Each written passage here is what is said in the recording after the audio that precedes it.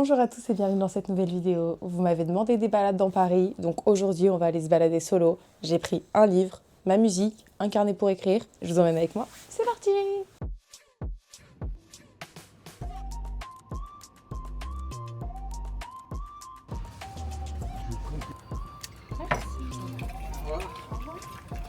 Ça fait longtemps que je ne vous ai pas fait un petit point lecture. En ce moment, je suis en train de lire un livre de Michel Bussy que j'ai trouvé dans une... Vous savez, les sortes de petits bacs qu'il y a dans la rue où les gens peuvent déposer des livres et tu peux les récupérer, etc. Je suis tombée sur ce livre par hasard. Je l'ai commencé. Je suis qu'à la 73e page, mais c'est un policier? Ouais, un policier. Ça faisait longtemps que je voulais lire un livre de cet auteur. Je pense que vu la taille du bouquin, je vais mettre du temps à le lire. Mais dès le début, t'es dans l'histoire. Donc ça, c'est ce que j'aime avec les policiers. Aujourd'hui, je vais faire un truc trop cool. J'ai rendez-vous cet après-midi avec ma copine à 14h. On va aller dans un café où on s'écrit une lettre à nous-mêmes. Une lettre qu'on peut choisir de recevoir dans 2 ans, dans 5 ans, dans 10 ans, dans 15 ans. Et vu mon état d'esprit actuel, vu comment je suis perdue, je sais pas, il se passe beaucoup de choses dans ma vie personnelle qui font que je tâtonne un peu sur mes projets, sur mon départ en Algérie, sur ce que je vais faire cet été, ce que je vais faire après. L'année passe trop vite, j'arrive pas à croire qu'on soit déjà au mois de mai, ça me fait flipper. Bon là je suis en train de passer par tous les sujets, donc on va revenir au sujet principal qui est que cet après-midi, on va aller dans ce petit café pour s'écrire une lettre et je pense que ça va me faire du bien. Je pense que je vais m'écrire une lettre pour la moi de 5 ans. J'ai même envie de faire 1 an parce que 5 ans ça me paraît trop loin. Mais voilà, avec les choses que je me souhaite dans 5 ans et ce que j'espère que j'aurai accompli, ça va peut-être m'aider à voir les choses un peu plus positivement parce que je suis un peu négative en ce moment, j'avoue.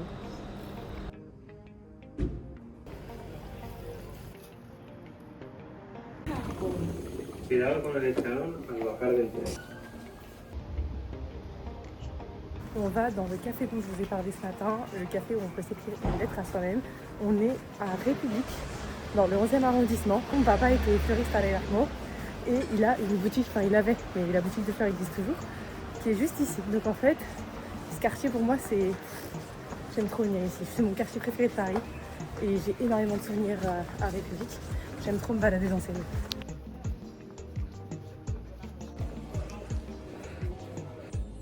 J'espère que vous en avez pas marre de voir des librairies parce que quand je me balade dans Paris, je m'arrête dans toutes celles que je croise. En ce moment, je suis à la recherche d'un carnet, un peu à l'ancienne, avec une sorte de couverture en cuir, donc c'est une bonne raison pour s'arrêter.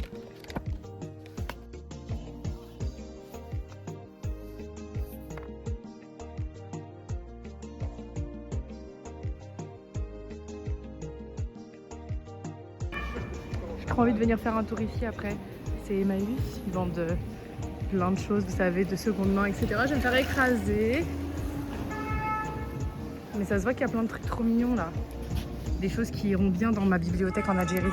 On repassera après parce que j'ai une copine qui m'attend.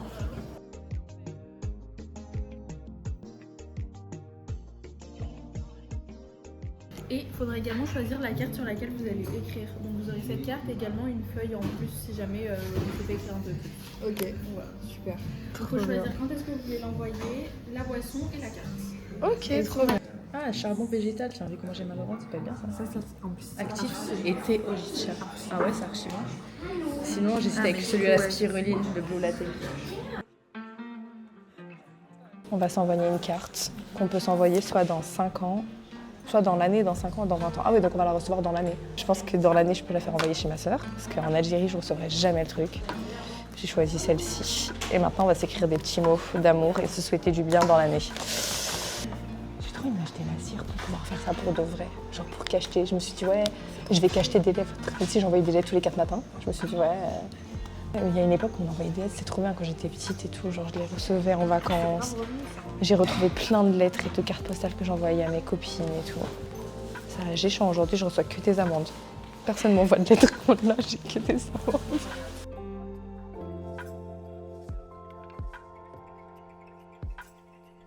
Je goûte. Donc ça c'est un je sais plus quoi avec de la spiruline et du coco, noix de coco. Ça va être très très bon. Ah, c'est vraiment chai latte, j'adore. C'est vraiment le chai. Tu sais, ça pique. Il y a la cardamome. On peut faire des petites photos pour les rajouter dans notre lettre.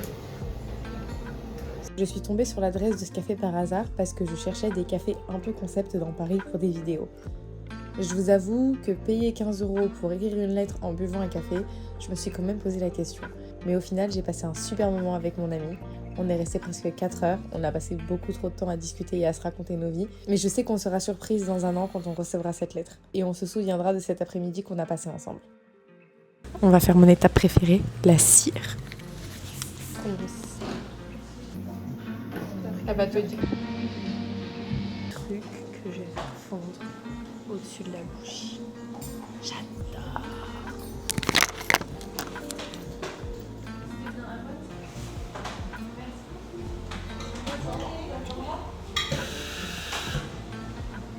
Ça a été bon, Jay.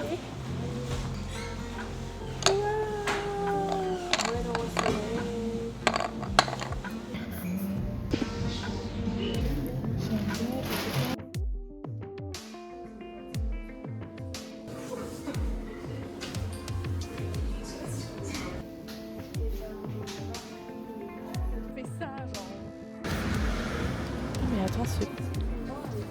Si. Ah, Nina Bouraoui. Tiens, trop drôle.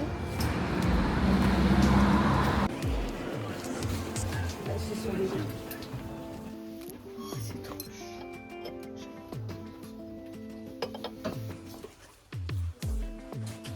Ah ouais, j'adore. Et toi, t'écris que sur des trucs aspirables? Je vous fais un update depuis les bois, il est 20h30. C'est aussi ça, d'avoir un chien. Même après s'être levé tôt, avoir marché toute la journée dans Paris, avoir pris le métro parisien, Dieu sait comme c'est fatigant, bah, il faut encore faire une bonne heure de balade parce que bah, sans ça, c'est pas possible. Tout ça pour vous faire un petit update. Le café pli de cet après-midi, donc café pli, le café où on a écrit la lettre, c'était vraiment trop cool. J'ai trop aimé, l'endroit était très sympa, on y est resté au moins 3 bonnes heures, on a trop ri avec mon ami. Et au final, on s'est écrit une petite lettre qu'on recevra l'année prochaine. Donc moi, j'ai mis une adresse en France parce que en Algérie, j'avais peur de ne jamais la recevoir. Et vraiment, c'est un endroit hyper sympa. Ça nous a coûté, c'est vrai que je ne vous ai pas dit le prix, ça nous a coûté 15 €, donc avec l'envoi de la lettre, la boisson qui était comprise. Et puis, tu as le droit à plein de trucs quand tu es sur place. Tu as des stickers, tu as plein de trucs. Franchement, c'était très très cool. Quand il me dit ça, je me dis que quelque part, on a bien réussi notre coup. La place est prise.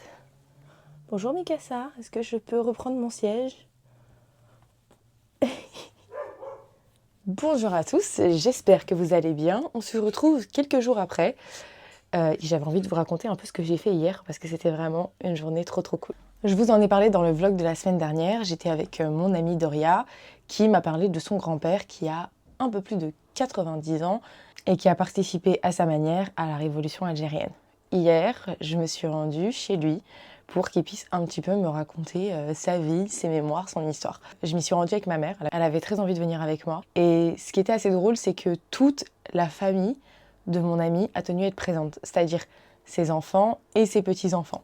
Donc on a fait une interview avec beaucoup de monde, mais j'ai trouvé ça trop beau qu'ils aient tous envie d'être présents, parce qu'ils avaient tous envie d'entendre l'histoire de leur grand-père. Il y avait dans sa façon de parler une envie en fait de vite tout déballer parce qu'il est malade et donc forcément il se dit que peut-être il lui reste pas tant de temps que ça et il avait envie en fait que ses enfants et ses petits-enfants connaissent son histoire. Quand on est arrivé chez lui, j'ai eu la sensation de mettre un pied en Algérie. C'est simple, sa femme avait préparé une table garnie. On a été super bien accueillis. Des msemen, des barils, du thé, du café. Et puis vraiment ce truc d'être super heureux de nous accueillir comme si on était des invités de marque.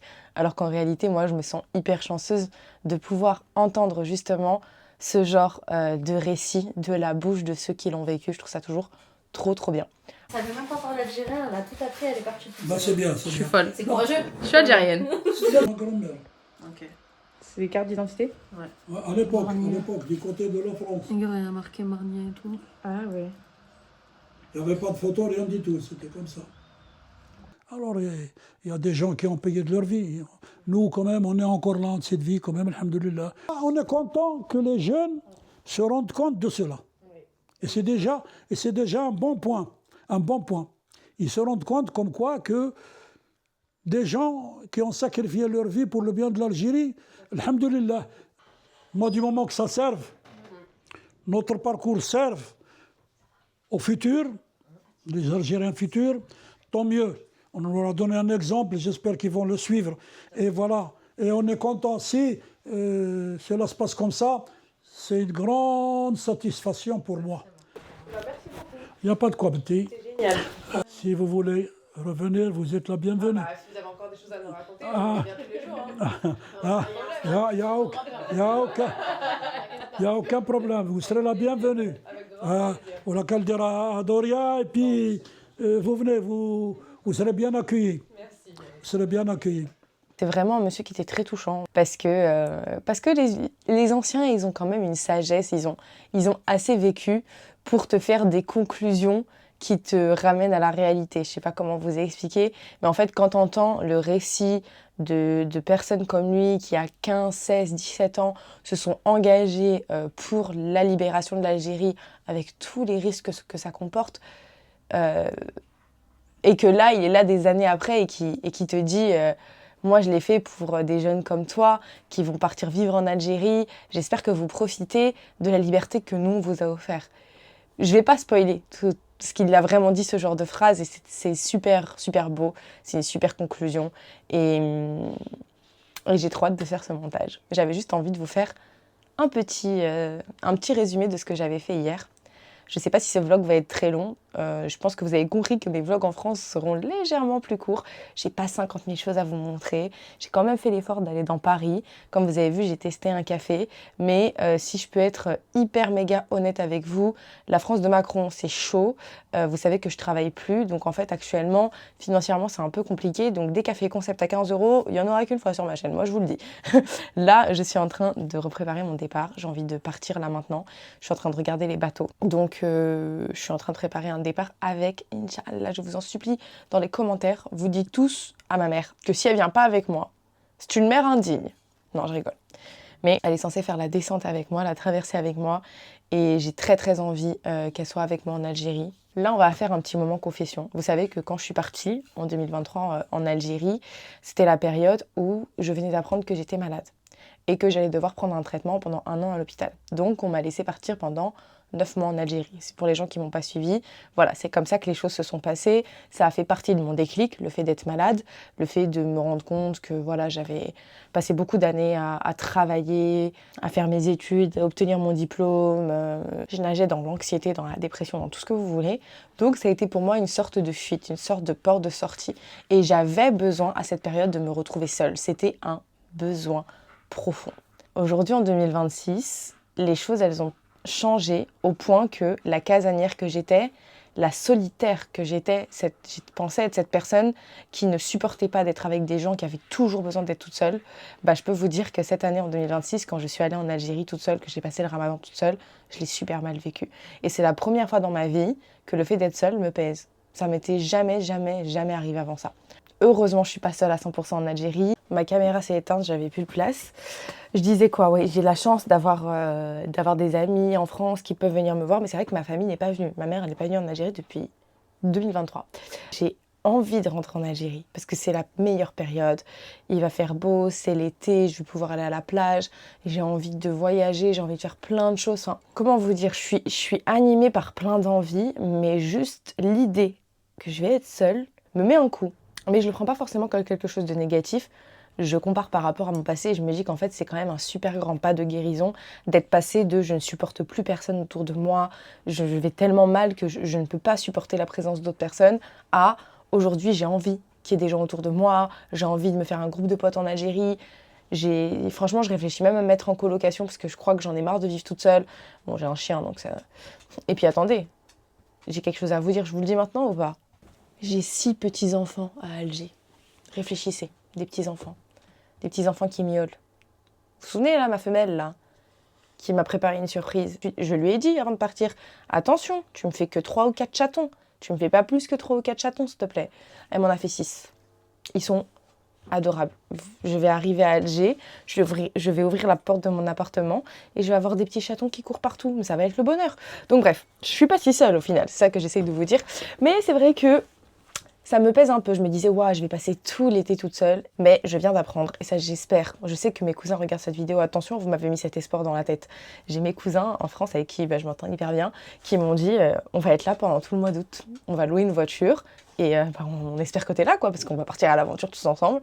Et franchement, si jamais ça se fait, ça va être génial.